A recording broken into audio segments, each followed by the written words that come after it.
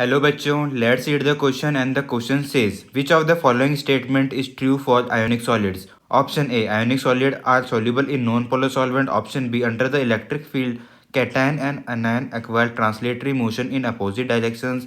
Option C, structural unit have strong electrostatic force of attraction. And option D, structural unit have dipole dipole interaction. तो समझते हैं ionic solids कौन से होते हैं। ये वो सॉलिड्स होते हैं जो फॉर्म होते हैं by the interaction of cation and anion.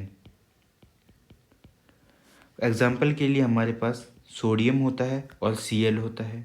Sodium के आउटरमोस्ट ऑर्बिटल के अंदर एक एक्स्ट्रा इलेक्ट्रॉन होता है और क्लोरीन को एक इलेक्ट्रॉन चाहिए होता है, तो ये इलेक्ट्रॉन की शेयरिंग करते हैं और इनके अंदर एक बॉन्ड फॉर्म हो जाता है।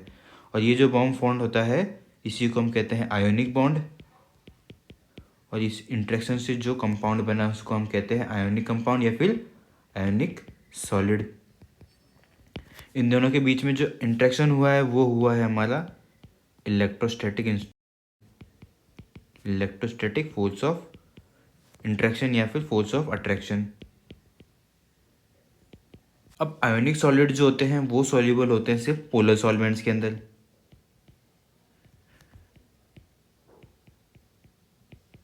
नॉन पोलर सॉल्वेंट जो होंगे उसके अंदर जो सॉल्युबल होते हैं वो होते हैं हमारे कोवलेंट कंपाउंड्स। पोलर सॉल्वेंट के अंदर सिर्फ आयोनिक सॉलिड्स डिसॉल्व होंगे।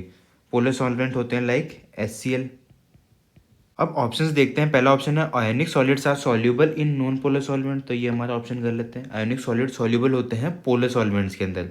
ऑप्शन बी की बात करते हैं, the under the electric field cation and anion acquire translatory motion in opposite direction, तो ये ऑप्शन हमारा है गलत, क्योंकि जो NaCl होता है या फिर कहीं आयोनिक सॉलिड उसके अंदर जितने भी कंस्टिट्यूएंट पार्टिकल होते हैं वो स्ट्रांगली एक दूसरे के साथ अटैच होते हैं by electrostatic force of attraction. तो उनके ऊपर अगर इलेक्ट्रिक फील्ड अप्लाई भी कर देते हैं ना, तो जो आयंस का मूवमेंट है ना वो होता ही नहीं है। आयंस मूव ही नहीं करते।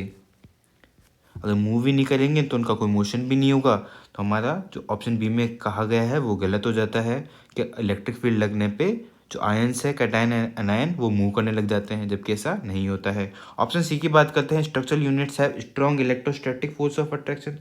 तो ये बात बिल्कुल सही है कि आयनिक कंपाउंड जो है, आयनिक सॉलिड जो है, उनके बीच में काफ़ी ज़्यादा strong electrostatic force of attraction होते हैं, जिनकी वजह से वो एक दूसरे से जो आयंस होते हैं वो स्ट्रांगली बाइंड करे रहते हैं।